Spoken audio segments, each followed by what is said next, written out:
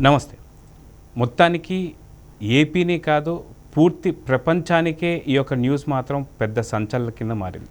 అయితే ఏపీలో సంబంధించినటువంటి వైజాగ్ పోర్ట్లో దొరికినటువంటి ఒక డ్రగ్స్ 25,000 కిలోలకు సంబంధించినటువంటి ఒక డ్రగ్స్ మాత్రం చాలా పెద్ద సంచలనం లేపింది. అయితే దీనికి సంబంధించి కోటయ్య అండ్ వీరభద్రరావు వీళ్ళిద్దరి పైన అయితే కోటయ్య చౌదరి అని పేరు పెట్టి ఇప్పుడు తెలుగుదేశానికి ఆపాదిస్తూ వాళ్ళు చేస్తున్నటువంటి ఈ యొక్క కుట్ర రాజకీయాల పైన మనతో పాటు సీనియర్ జర్నలిస్ట్ సత్యమూర్తి గారు ఉన్నారు. వారిని అడిగి తెలుసుకోండి. సార్ నమస్తే. నమస్కారం అండి. సార్, మొత్తానికి ఏపీనే కాదు పూర్తి ప్రపంచాన్ని కూడా, ఎందుకంటే కిలోగ్రాములు గ్రాములు ఇలాంటి పరిస్థితుల్లోనే డ్రగ్స్ దొరికాయంటే అరెస్ట్ చేస్తున్నారని చెప్పి సినీ ఆర్టిస్టులు కావచ్చు, చాలా పెద్ద పెద్ద ప్రముఖుల్ని చిన్న గ్రాముల్లో, కానీ 25,000 కిలోలు దొరికింది అన్న తర్వాత అసలుకి ప్రపంచమే షేక్ అయినటువంటి న్యూస్ అని చెప్పుకోవాలి.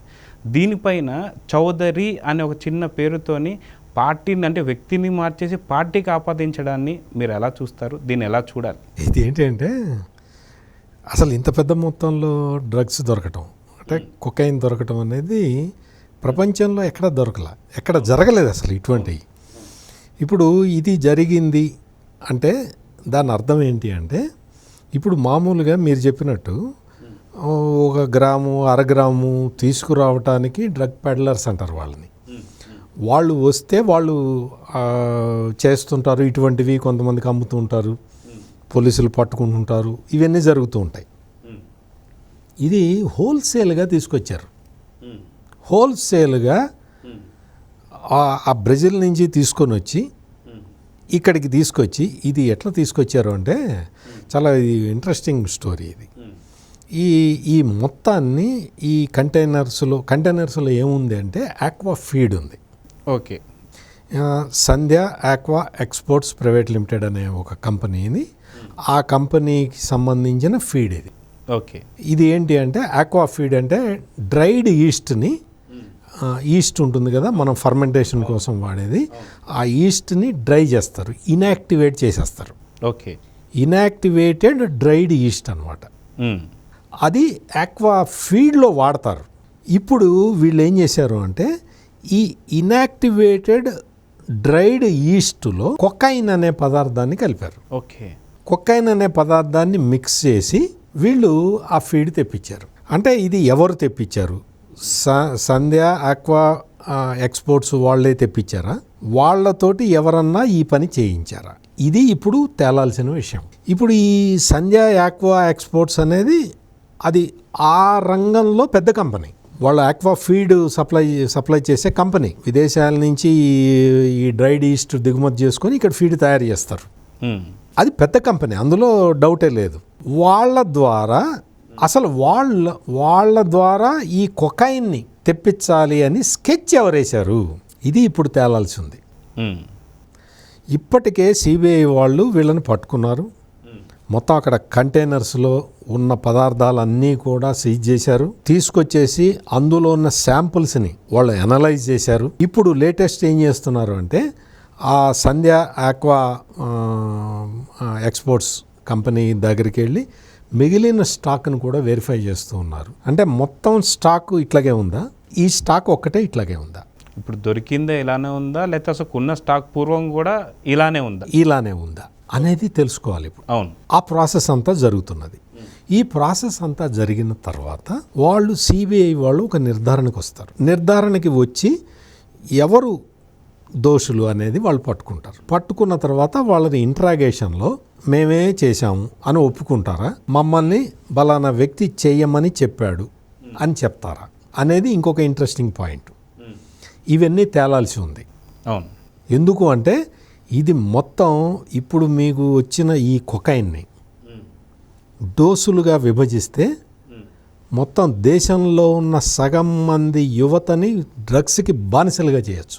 అంత దారుణమైన పని ఇది. ఇంత దారుణమైన పని చేసినప్పుడు బ్రెజిల్ నుంచి తీసుకొని వచ్చారు. ఈ బ్రెజిల్ నుంచి తీసుకొని వచ్చేటప్పుడు మధ్యలో జర్మనీ పోర్టులోనే దీన్ని స్కాన్ చేసి కనుక్కున్నారు. కానీ ఆ జర్మనీ పోర్టు వాళ్ళు దీన్ని సీజ్ చేయలేదు.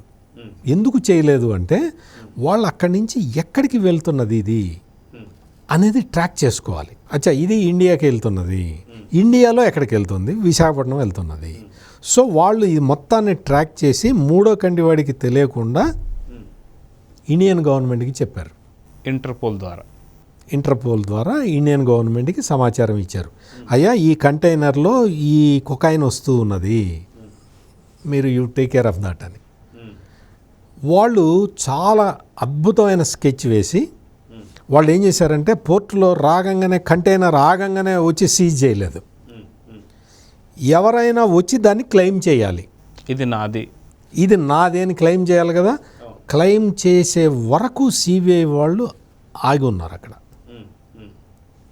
ఈ సంధ్య ఆక్వా ఎక్స్పోర్ట్స్ వాళ్ళు ఎప్పుడైతే వచ్చి ఇది మాది అన్నారో వాళ్ళని అరెస్ట్ చేశారు.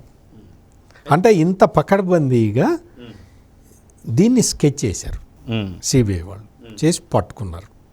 పట్టుకున్న తర్వాత వీళ్ళు ఎవరు అంటే వీళ్ళందరూ కూడా వైఎస్ఆర్ కాంగ్రెస్ పార్టీకి సంబంధించిన మనుషులు, విజయసాయి రెడ్డికి ఆప్తులు.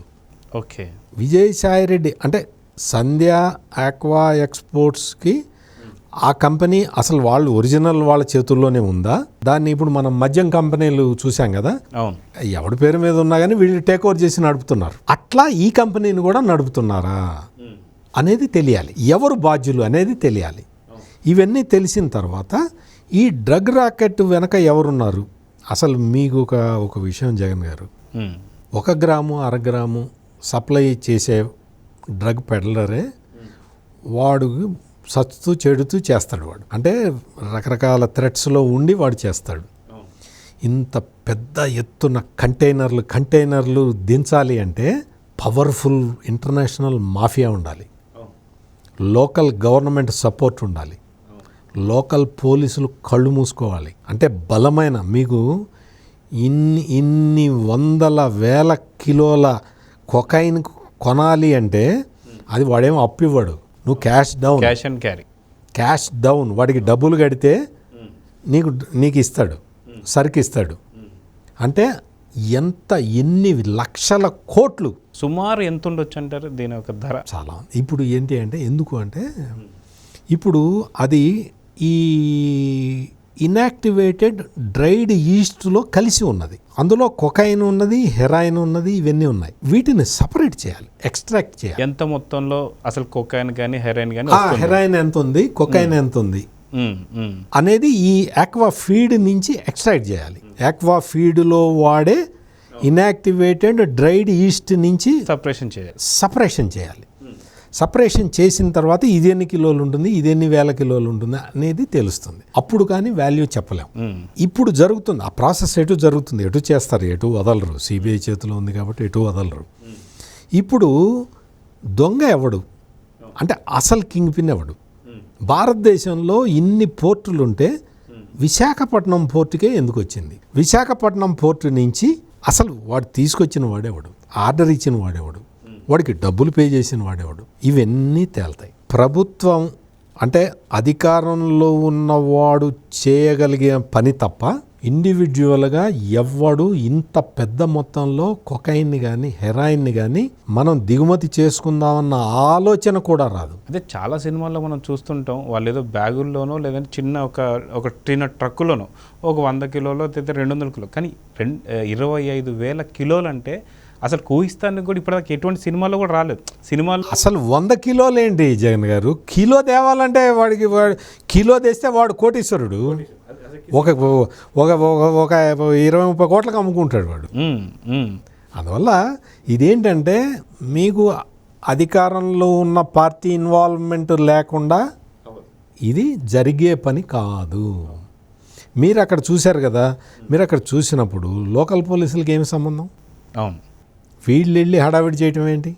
అసలు ఓపెన్ చేయనీయలేదు, చాలాసేపు దాన్ని అడ్డుకున్నారు అని చెప్పేసి కూడా అంటున్నారు. ఇవన్నీ చేసి ఈ విధంగా చేసి ఆ తర్వాత మళ్ళీ పోలీసులు క్లారిఫికేషన్, మేమేం చేయలేదు, వాళ్ళు డాగ్ స్క్వాడ్ అడిగారు, మేము డాగ్ స్క్వాడ్ ఇవ్వటానికి మేము వెళ్ళాము అని చెప్పారు. చివరికి డాగ్ స్క్వాడ్ని వాడలేదు వాళ్ళు, ఎందుకంటే క్లెయిమ్ చేసిన వాడు వచ్చేసాడు కదా, వాడిని తీసుకున్నారు, వచ్చేసారు వీళ్ళు. అంటే ఎందుకు చెప్తున్నానంటే ఈ విధంగా ఆంధ్రప్రదేశ్ పోలీసులు కూడా ఈ డ్రగ్ స్మగ్లర్లకి, డ్రగ్ మాఫియాకి సహాయం చేస్తున్నారా అనే ఒక అనుమానం వ్యక్తమవుతూ ఉన్నది. వీటన్నిటితో పాటు సజ్జల రామకృష్ణారెడ్డి బయటకు వచ్చేసి ఆయన చాలా ముఖ్యమైన విషయాలు తప్ప బయటికి చెప్పడు. ఏది బాబాయ్ మర్డర్ కేసుకు సంబంధించి ప్రతి వివరము ఆయన బయటికి చెప్పాడు. అవును.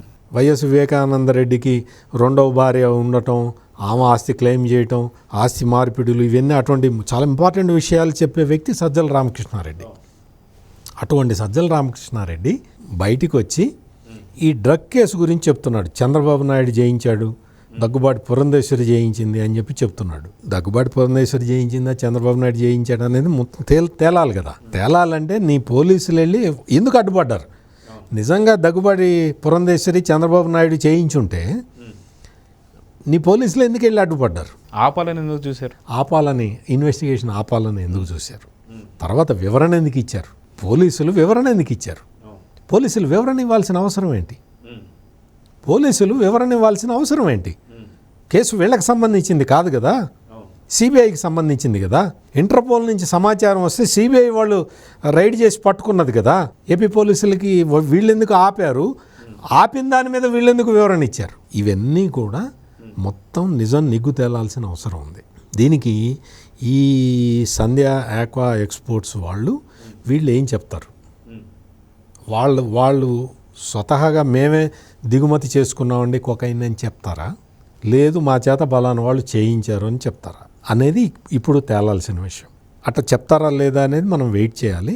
మొత్తానికైతే మాత్రం సిబిఐ, కేంద్ర సంఘాలు, కేంద్ర దర్యాప్తు సంస్థలు అన్నీ కూడా మొత్తం కేంద్ర హోంశాఖ ఆధ్వర్యంలో ఈ మొత్తం విషయాన్ని తరోగా కనుక దీన్ని డీల్ చేయకపోతే పెను ప్రమాదం.